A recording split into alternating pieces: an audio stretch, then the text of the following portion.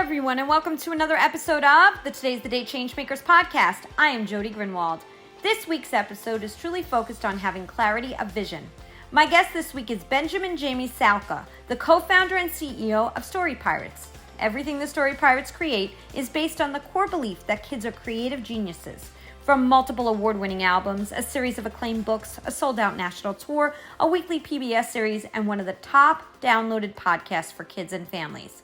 Jamie also co-founded Story Pirates Changemakers, the nonprofit arm of Story Pirates that makes arts and literacy programs available to low-income schools and communities. Listen in to hear how John Stewart and Lin-Manuel Miranda have been connected to this organization. Visit storypirates.com for more information. Join us on Thursday, March 23rd, 2023 for the second annual International Today's the Day Changemakers Forum. Our theme is Reset, Renew, Reinvent. There'll be an international networking opportunity, a global mission moment, and changemakers from around the globe will lead interactive panel discussions on topics such as the Great Reinvention, Power of Perspective, Mindful Leadership, the Art of Law of Attraction and Manifestation, Social Media Survival, and Owning Your Future, Finding Your Voice. Go to todayisthedayliveit.com for your ticket. Also, if you are interested in publishing your words of inspiration in the Inspiration from Everyday Changemakers magazine, think Chicken Soup for the Soul for Changemakers, email Jody, Jodi, at todayisthedayliveit.com for more information. We hope to see you at the next International Changemakers Forum. Please subscribe to the Today's the Day Changemakers YouTube channel. Stream this podcast on all streaming sites. Reviews and shares are always welcomed and help us to be heard. Like us on Facebook and Instagram by going to Today is the Day Live It. To learn more about Today is the Day consulting and coaching services and the new Today is the Day Changemakers Connective, go to todayisthedayliveit.com. Sign up for our mailing list to be notified when new events and networking opportunities become available. Also, I am the CEO and co-founder of the Zach G. Applauder Kids Foundation. To learn more about how the organization is connecting children with a financial need to an ongoing creative outlet, go to applaudourkids.org. The views expressed by all Today's the Day Changemakers podcast guests are their own. Their appearance on the Today's the Day Changemakers podcast does not imply any endorsement of them or any entity that they represent. Have a great week, everyone. Hello, everyone, and welcome to another episode of the Today's the Day Changemakers podcast. I am Jody Grinwald, and as I say in every single episode, I have the honor to speak to the changemakers, inspirers, and those who are disrupting the status quo in the best way possible. And today I have Benjamin Salka with me. Hi, Benjamin. How are you? Hi, I am great. How are you? I am good. I'm good. And I know that we're going to be calling you Jamie because that's the nickname that you use. But I know that that we, everybody want to make sure everybody knows that that's your name, but we're going to call you Jamie as we move through this podcast. That sounds great. I will answer to Jamie or Benjamin, but Jamie is a nickname that comes from the end of Benjamin. I love that. I think that, you know what? And I never realized that until you just said that. So that's funny. It's hidden in there. You got to look closely. No, well done. Well, Jamie is the co-founder and CEO of Story Pirates, a media company that celebrates the words, ideas, and stories of kids. Under his leadership, Story Pirates has grown from a pilot program in a single school auditorium to an internationally respected family entertainment brand. Everything the Story Pirates create is based on the core belief that kids are creative geniuses. I totally believe that. They have produced multiple award-winning albums, a series of acclaimed books, a sold-out national tour, a weekly PBS series, and one of the top downloaded podcasts for kids and families. Jamie also co-founded Story Pirates Changemakers, which goes very well with this podcast, the nonprofit arm of Story Pirates that makes arts and literacy programs available to low-income schools and communities. And wow, Jamie, kudos to you. I totally applaud all of what I just read. I'm so passionate about what you do. So thank you. Thank you. I'm really excited to be here and proud to get to talk about some of the work that we're doing. Before we get to that, we're going to kind of go back in time a little bit like I do with all of my podcast guests. So, because I love for my audience to learn about the person who decided to create this wonderful organization. So tell us a little bit about where you grew up. I grew up in Santa Monica and on the west side of Los Angeles, and I was a really theatrical kid, really gregarious and outgoing. And, I was like the kind of kid whose favorite thing in the world was my dress up box. And I used to put on plays for my parents with my siblings. And I was generally, like a theater nerd from, infancy. Wow, that's awesome. So then when you got older, did you have a thought process of what you wanted to be when you grew up?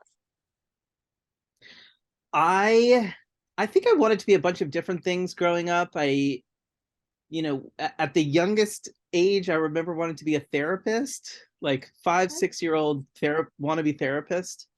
But I ultimately graduated high school wanting to be an actor. Like that sort of tracked all the way through childhood. And when I went to college, I went to Northwestern, which has a really incredible theater program. And that I was really set on being a performer. And somewhere in the middle of college, I switched my focus and got interested in directing, Mm. and spent some time as a director in Chicago and New York for a few years after I graduated college, and then ultimately ended up working for a big movie producer, actually a few big movie producers, and got excited about, there was like, I think the through line of from my childhood to my early adulthood is uh, excitement about putting creative projects together. Like I liked making the projects, and the older I got, the more I realized like which positions on a creative project have the sort of widest scope of um, sort of like have the widest amount of input in creating the project in the first place. So it was sort of an evolution from I want to be an actor to I want to be a director to I want to put the whole thing together and be the producer. It's funny. I always ask my change makers when they talk about stuff like this that we always think that we're going to be on this straight line, right? You know what you want to be when you Yes. grow up. You're going to follow through, and it's going to all come, and it's all going to be wonderful and beautiful with a bow on it. What do you tell somebody that's listening right now that's in that phase that they're feeling like, oh, shouldn't I really know it all right now? Shouldn't I really have it all together and follow through? But yet something is pulling me to go in this direction. What advice would you have for someone like that? This is one of my favorite things to talk about. The advice is you don't need to know anything more than you know right now, ever.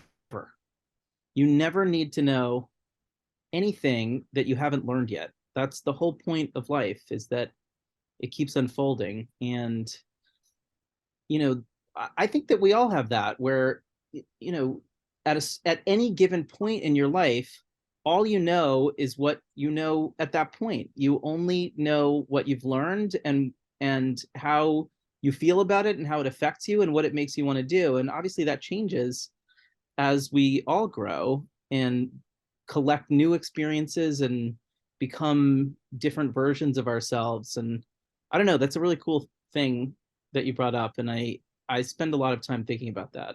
um Mhm. and Yeah. letting young people know, like, you don't need to be a bigger expert than you are. You don't need to pretend like you know things that you don't. You can really let the process unfold, and part of the fun of life is when you run into things you don't know, and incorporate them and integrate them into who you're becoming. Mhm. Yeah, one of the things we do a lot of is we judge ourselves if we don't have the answer instead of like you said, searching out, you can search out Right. those answers or take a breath and wait for them to come because they do eventually come. Yeah, that's right. That's right. That's like the whole fun of life. It is. It is the whole fun of life. So when you graduated college, what degree did you graduate with? I graduated with a major. I graduated from the School of Communication, and my major concentration was in theater. And I had a double minor in religious studies and philosophy. I basically went through college like living in a world of ideas. I asked that But question because no, I'm sorry, go ahead. yeah, no, No, go ahead. no. I was gonna say I asked that question because of the fact that so many times we end with those degrees, and we think that that means that we're going to follow whatever that direction is.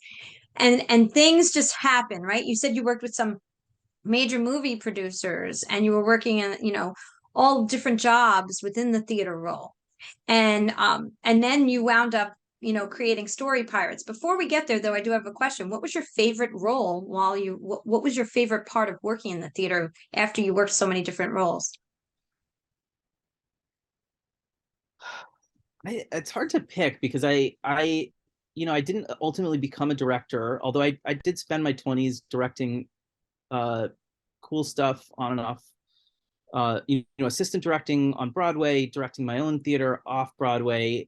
I, you know, early in my career, I worked with Billy Eichner, who's gone on to huge success as a comedian, creating the Man on the Street format together. And so I have a lot of great memories tied to directing, but I think that producing is ultimately what pulled me. And I feel like, I don't know if this is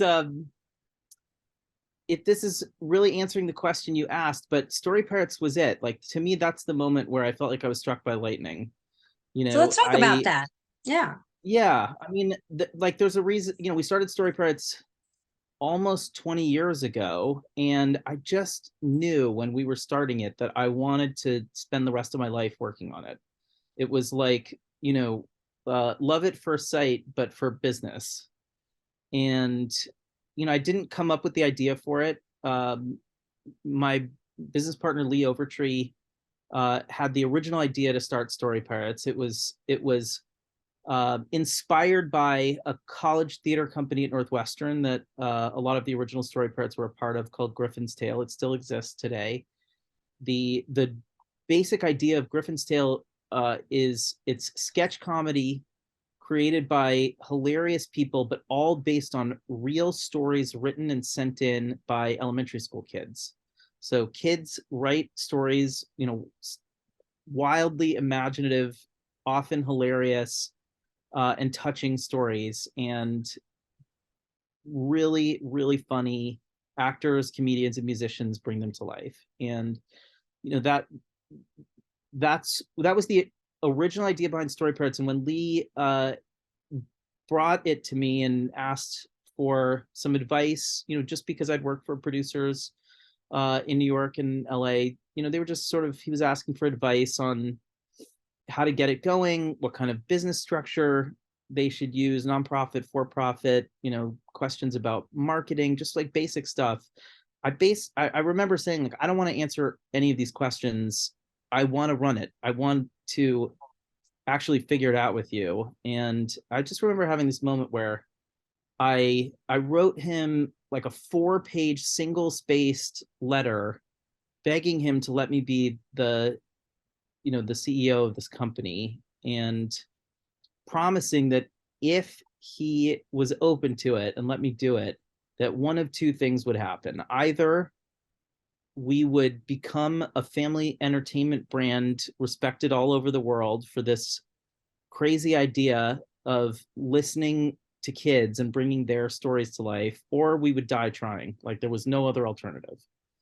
And I'm a pretty passionate person. I think I bring a certain level of passion to everything I've ever done. I'm almost pathologically unable to do something I don't care about. But I had never felt so much conviction that there's something I should be doing with my time than Story Pirates. So I understand that. Yeah. Go ahead. What were you going to say? No, I was going to say, I don't, that may be a bigger answer than the question that you were asking, favorite memorable role, but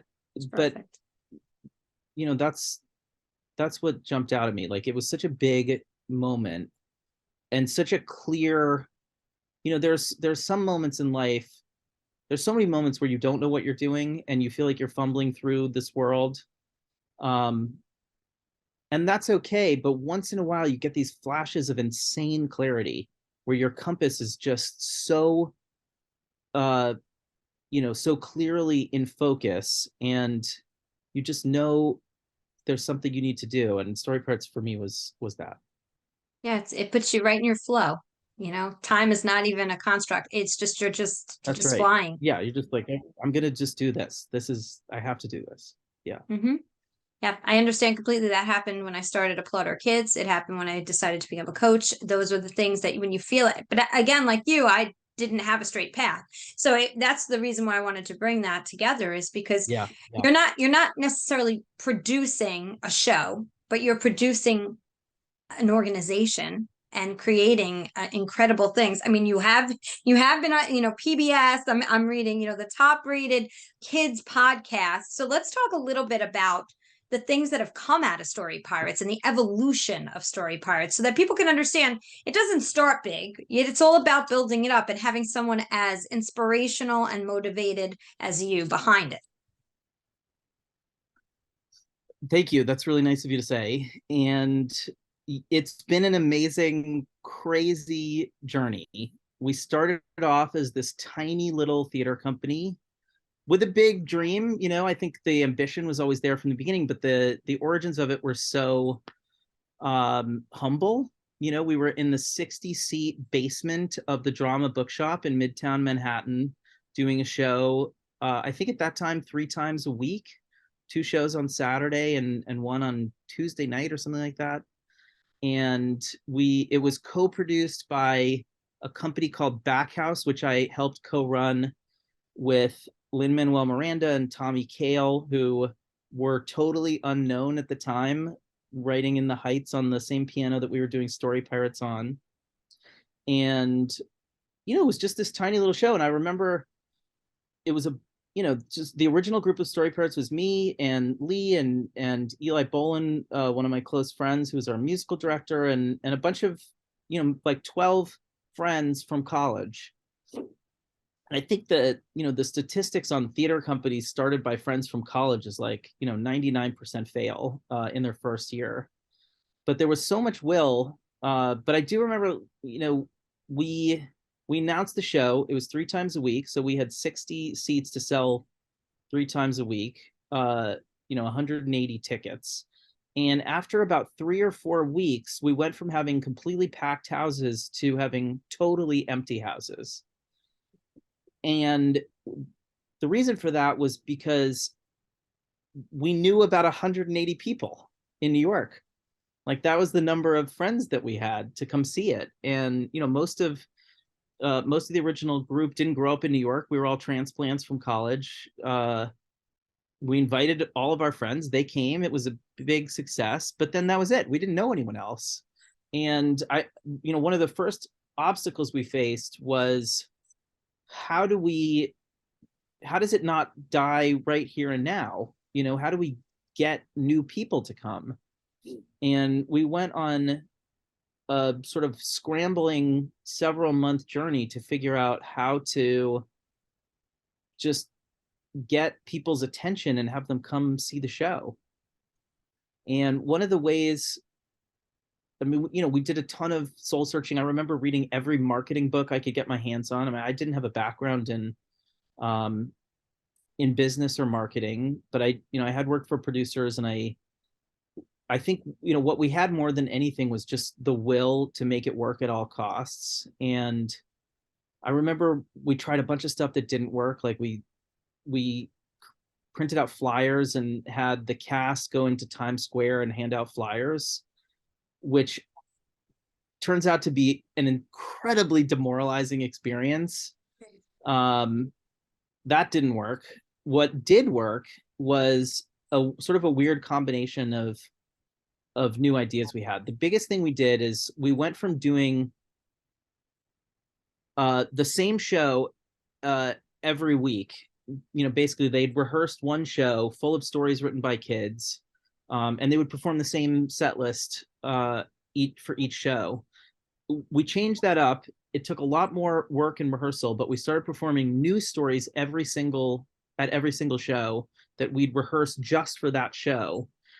And because we were adapting stories written by kids, they would come, their family would come, aunts and uncles would come, grandparents would come. So for every new story that you adapted, you could be guaranteed to get, about 10 to 20 people from the family of the authors to come. And that, if you adapt 4 new stories in a show, that will fill up a 60 seat, a tiny 60 seat house. So, and, we tried some other interesting stuff. We started giving away free ice cream at the end of every show. Our show is a little bit complicated to describe. We're taking stories written by kids, we're putting them in the show. People would always ask, like, are the kids in the show? It wasn't the simplest thing to describe, but when you tell people there's free ice cream at the end of the show, everyone understands that. Kids really want to come. Yeah, right? absolutely. Food always does That it. was a really simple hook, right? Yeah, exactly. So anyway, so that was the origin of Story Pirates, and from there we started performing in a handful of schools. I think in that first year we were in maybe 12 schools, doing assembly style shows. Somewhere in that first year we were asked by some of those schools, Story Pirates, when kids see really amazing comedians and actors bring to life stories written by their peers, it has this incredible effect of making the kids in the audience want to write their own stories, right? It's like it provides this spark where, for a lot of kids, learning to write can be a really arduous, often demoralizing process, where they feel like they're being made to do something instead of being given opportunity to do something. And right. Story Pirates is like a magic trick almost, where kids who felt like writing was being forced upon them all of a sudden have this moment where they're like, wait a minute, writing isn't something I'm doing to just get a grade from my teacher. It's something I can do to make my friends laugh and think and feel things. And it just sort of turns on the part of their brain that understands the purpose of writing and communicating in the first place.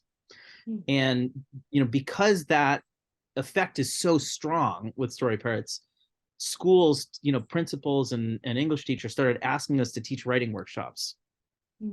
And we wanted to say yes. And so we did, but it turned out that we were really just a bunch of actors, not a bunch of writing teachers. And we did not have any particular expertise in the teaching of writing. We certainly didn't have any more expertise than the actual English teachers themselves who were inviting us to teach. And so we had to do some soul searching and some work on that as well. We ultimately ended up hiring a bunch of new Story Pirates whose background was not in theater, but whose background was in education, people with curriculum, design degrees, people with master's degrees in arts education and arts integration. And we went through a process over a few years of creating an education program that does really bring something unique into classrooms, something that is really additive to what teachers are already bringing to the table. And that was an education program that mirrored the comedy and the electricity of our sketch comedy show. So we came up with a style of teaching that involves always 2 people, at least, a comedian and a straight person that are playing off of each other. And they're teaching, complex curricular topics aligned with Common Core at this point. And but they're delivering it in a style that would belong on SNL or in Monty Python, so it feels like, your favorite comedy is taking over your English class. And there was like a little explosion at that point in the work that we did. We started, we went from working in, a dozen schools to several hundred schools over the course of a few years.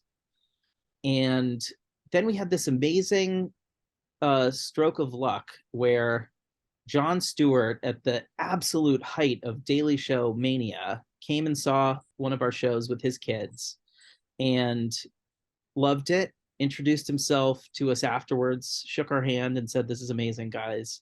We didn't really know him. That was it. He just shook our hand. But then about 3 months later, the night before he hosted the Oscars, he went on to Larry King and just brought up Story Pirates out of the blue. He said, Larry, have you heard of this thing, the Story Pirates? And he just described it really well. He said these amazing comedians take stories written by kids and turn them into this hilarious sketch comedy show, and it gets the kids really excited, something like that. And it was seen by millions of people. And we put that clip in all of our materials, and all of a sudden, we just kind of took off in a much bigger way. We ended up playing the Kennedy Center for both of President Obama's inaugural weekends, and started touring around the country, playing bigger and bigger theaters, and ultimately ended up in Los Angeles, where the Geffen Playhouse, which is a really, really incredible regional theater, asked us to start a second troupe in Los Angeles, and gave us the funds to do it. And all of a sudden we were a national organization working around the country. And so, that was sort of like the early history of the growth of Story Pirates. That's unbelievable. It was so exciting.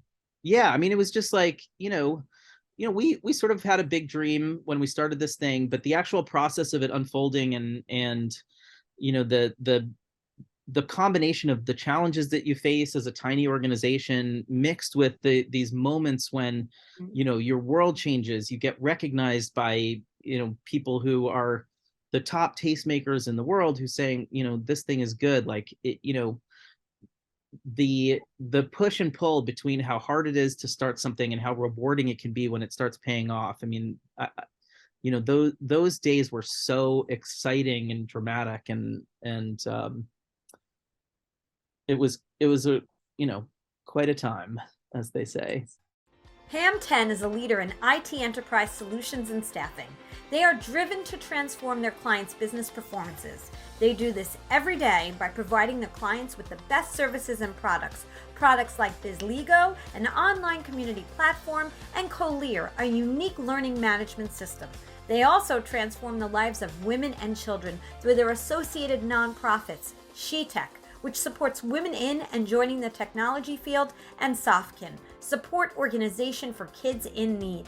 Pam 10, technology for social good. Go to pam10.com for more information. So let's talk about Story Pirates now. Tell us about what's going on for Story Pirates now and how people can get involved. Amazing. So, I mean, the last 5 years at Story Pirates have been sort of unlike anything we've experienced before. The biggest thing is that we launched a podcast with Gimlet Media in 2017, and it quickly became one of the top podcasts for kids in the world. It was, the download numbers were sort of off the charts. At this point, we've had about 65 million downloads in the last several years, and it's still growing. And it's really opened a ton of doors toward other avenues to reach, more and more and more kids. We have a series of books with Random House, children's books where, based on the same idea as our show, but in book form, where New York Times bestselling children's authors take stories submitted to us by real kids and turn them into a full-length novel. We have 5 studio albums with some amazing guests, like our old friend Lin-Manuel Miranda, who join us in the studio. And we have a weekly show on PBS that I think is in 9 markets right now, and last year was seen by about 1.2 million people. And so we've just been growing and growing and growing. And I think we still do a live national tour that goes around the country, and we're still involved in schools, but most of the work that we do these days is in digital media, is podcasts, a little bit of TV stuff, and the Story Pirates Creator Club, which is our own subscription service, where we have live events, we have a book club, we have ways that kids can interact with their favorite Story Pirates, and sort of take their excitement to write and create to the next level. And if I understand correctly, and correct me if I'm wrong, a child can write a story and then an adult reads it and gives feedback, or, positive reinforcement feedback. Is that correct? Yeah, the heart and soul of Story Pirates is encouraging kids to write and express themselves creatively. And we can only adapt a couple thousand stories each year into some form of media, which is a lot, but we get about 20,000 stories each year, and we can't adapt all of them. So it's really important for us to communicate to the kids who are sending us their stories that Story Pirates is not a writing contest. We're not picking winners and losers. If your story gets adapted on SPTV, our PBS show, or it gets adapted on our podcast, that's super exciting, and we're so excited for you. But that doesn't mean you're the winner and everyone else is not. We want every single kid to know that if they send us their story, we read it, we loved it, and we want them to keep writing. And so we have an initiative called Story Love, which is our way of reading and writing positive comments on absolutely every single story that a kid sends in to us before we return it to them. And so the way that we pull it off, because it's so much work, it's really labor intensive. We partner with big corporations who have their employees work with us, volunteer with us to read these kids' stories and write positive notes on them. And we send back, sometimes a whole bunch of notes to each kid who sent us their story, letting them know how much we loved it and asking them detailed questions about it and encouraging them to keep writing. So if I'm a parent right now and I hear that, what age stories are you looking for and how do they submit? Literally all ages. I think, typically our sweet spot is, maybe second grade to sixth grade, but we get stories by toddlers that dictate them to their parents. We get stories by teenagers. They're all welcome. That's awesome. And how do they submit? Just go to our website, storypirates.com, and the link will be really prominent. And you can just, I think you fill out a release and just upload the story and send it in to us. And then a month or two later, you'll get feedback from us, real feedback based on what we loved about your story. I think that's incredible that you do that for every child. What an incredible way to encourage them to continue to write and to reward them with positive feedback and inspiration and ask them questions. It's an undertaking. I can't even imagine, because you're doing this. I mean, anybody can submit from anywhere. So that's huge. And how many stories did you say you get a year, do you think? About 20,000 at this point, 20,000 stories. It's a lot of reading for the adults in at the corporation. So but that's incredible. So just so we know, where do you hope to see Story Pirates go within the next 3 to 5 years? Do you have any kind of other aspirations, or just continue to grow where you are? I mean, the sky's the limit. I think, what I think is so special about Story Pirates and so different is that, whereas most media for kids is what I'd call sort of top-down entertainment, meaning it was written by grown-ups, often really creative, childlike grown-ups, but it often, contains adult perspectives and morals that, it's like there's something that adults want kids to learn through the stories that we're feeding them. And kids get that from everywhere, right? I mean, they get adults telling them what to think and feel and do at school, at church or at synagogue, on television. Everywhere kids turn, they're being told or fed stories. And some of those stories are amazing. I mean, some of these stories that we tell have been around for thousands of years and have stood the test of time. But there's something really different and special about turning the tables and, holding the microphone out to the kid and saying, it's your turn. Like, we want to hear from you. We want you to tell the story, and we will amplify it and tell it to everyone else. And so, there's really no limit, I think, to how far you can take it. It's really just a question of how successful will we be at finding bigger and bigger platforms to share kids' ideas with the world. And it's been a slow burn. We've been at this for a long time. We started it in 2004, but we've had enough bursts of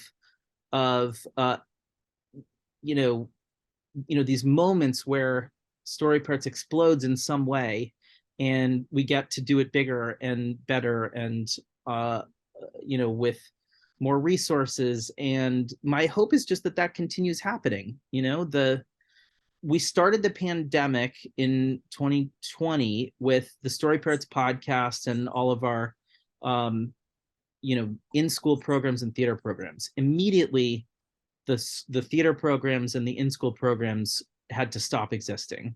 There weren't theaters or schools open to even present them. And so we doubled down on our podcast. And over the course of the next couple of years, while there was still no business in theaters and schools, we started a bunch of new podcasts, and we're now producing 9.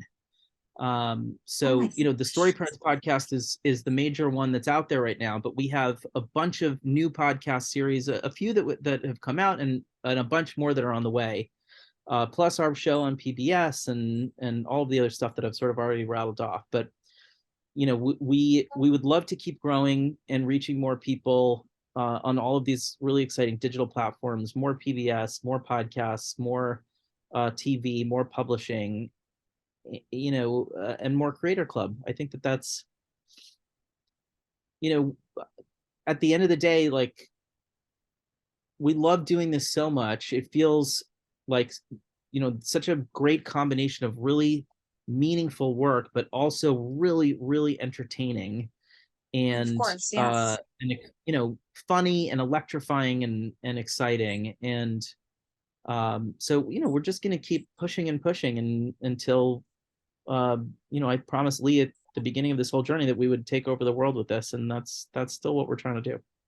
Well, it sounds like you're there and you're doing it. And I think I just want to bring up for the listeners too, is that not only that, though, you could have stopped when you weren't filling the seats, right? A lot of times we get discouraged in life. And if we're not reaching the goals immediately, because all of us want instant gratification, or we want to be able to reach those goals quickly, it's easy to say, this is not working, right? This is not working. I don't know what to do. But you found other avenues. You continued to try. And I think that there's so much to say, because if you didn't, Jon Stewart and all those things, and Lin-Manuel Miranda, all the things that happened wouldn't have happened the way they did. And it was that tenacity and the motivation, knowing inside that you can make the difference. You were in your flow. Like, there's so much that was in play that if one thing was off, might have changed the whole, trajectory. So I say that because there's somebody listening potentially that's like, I don't know whether I go left or whether I go right now. And you got to go with what's in your heart, even if right now it doesn't make sense that it's in your heart. I just always find that you wind up on the right side when you follow your heart. I couldn't agree more. And I think that the reason we've been able to overcome, we touched on like one minor obstacle at the beginning of all this, but the story is also, the real story of Story Pirates is full of thousands of obstacles, some of them seemingly insurmountable at the time. And I think one of the reasons why we've been able to push through and persevere and problem solve and continue to pivot, as they say, is because of the sort of underlying clarity and belief in what we are doing. Story Pirates has changed a ton over the years, and I have no doubt that if we're still here 20 years from now, which I hope we are, it'll look like a really different company. But the heart and soul of Story Pirates was clear from the first second we started it, and it's never changed. It's this belief that kids are creative geniuses, and that their words and ideas are not just powerful, but important to share with the world. And I think because we believe that so deeply, it's like when challenges are thrown your way, and there always are, there's a reason to overcome them, right? It's not, there are times when this is a double-edged sword, but Story Pirates isn't just a business. There are times, we've especially in the early days, it was so not lucrative. It's almost like comical to talk about. I get that. And but no one ever wanted to stop, you know. We just, running the company, we felt like it's bigger than us. The idea is bigger than us, and there's a clarity that comes from working on something that has such a strong, clear mission. And I think, you know, not everyone has that, and I don't know that you need to, but when you do have it, if you find that and you can click into it, you know, it sort of takes you on a ride as opposed to going the other way around. Yeah. And as I've spoken to you, I mean, I started a not-for-profit, and people know that who listen. And it is, you know, you're starting, you're small, nobody knows who you are, nobody knows what you're doing. It's always like you feel like you have to prove yourself all the time as a smaller Right. organization, until something comes up and something changes that. Somebody jumps on board and gives you a, you know, a bigger name and understands what you're doing and believes in you. And that's it just could take one person, and that changes everything. So congratulations. It's you said it to your founder, right? You know, just give me the opportunity, 4 pages of just give me the opportunity to be the CEO. Did you ever imagine it would look like this today? In the weirdest way, yes and no. You know, like, I knew that we were sort of aiming for the stars. I could not have possibly imagined that a podcast would be the thing that would sort of break it open. Podcast didn't even exist, I think, in 2004 when we started it. Right. So, you know, it's a weird combination of you know, what the image I have is like Babe Ruth sort of calling the home run, you know, where we were like, we know what we're aiming for, but the ways that we've sort of run around the bases has been really full of surprises. I understand that. So, well, congratulations on everything. And I want to make sure that everybody follows. And you said it's storypirates.com, right? Where everybody can go to learn more. Yep. Storypirates.com is our website. And then also, if you're interested in Story Pirates Changemakers, the nonprofit arm of Story Pirates, you can go to storypiratschangemakers.org.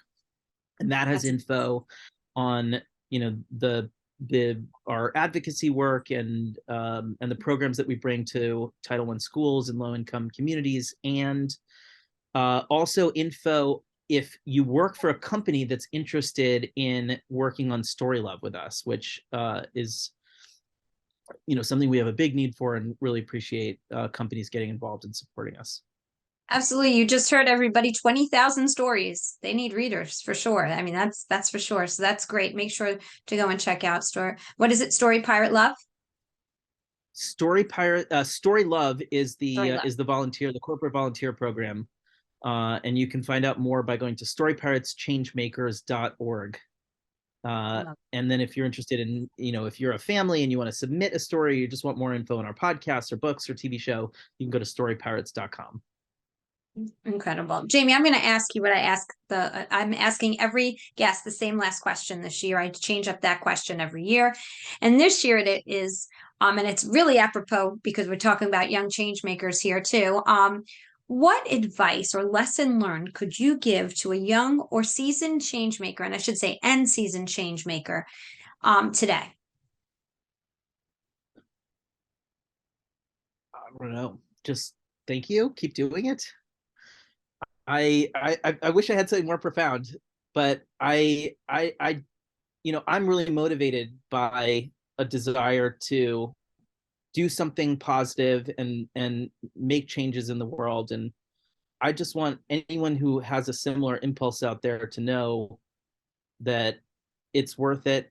It's worth investing your time in. It makes you feel so good. It makes the world a better place. And, you know, anyone else out there with a similar mission is behind you and wants you to do it. Thank you. That was great. And that is true. We're all applauding each other, and we have to all support each other. And when you come from a space of non-ego and just really wanting to do something good in the world, all of us can form an incredible community. And that's what Changemakers is about. And that's what you're trying to do, the same thing. I want to tell one more story before we go. I had this Yes. experience when I was in high school, in the drama department at this little theater program that I was in my high school in Santa Monica. The drama teacher, Davida Wills Herwin, was, one of those life-changing teachers, and she did this thing called Magic Circle, where we were doing this play that we were touring to senior homes, I think, in the Bay Area. And when we were at night back in our hotels when we were on this tour, we would sit in a circle, and she would place one of us in the middle of the circle, and everyone went around the circle and just said what they love and appreciate about the person in the middle. And it was so powerful. When you're a teenager and you're so self-conscious and you don't know what anyone thinks of you, to have 25 of your friends who are in a play with you tell you exactly what they love and appreciate about you, it's like, it's so powerful. And Story Pirates wasn't started because of that, but Story Pirates is looking to bring a similar kind of energy into the world. We're looking to look at kids and say, what you do is amazing. We see you. And, I just want you to know that this is such an incredible thing you're doing. And I so appreciate you taking time to shine a spotlight on other people who are doing, meaningful work out there. And I wanted to say to you, we see you as well, and you're doing really meaningful and important work. And, my great hope is that, we can all lift each other up.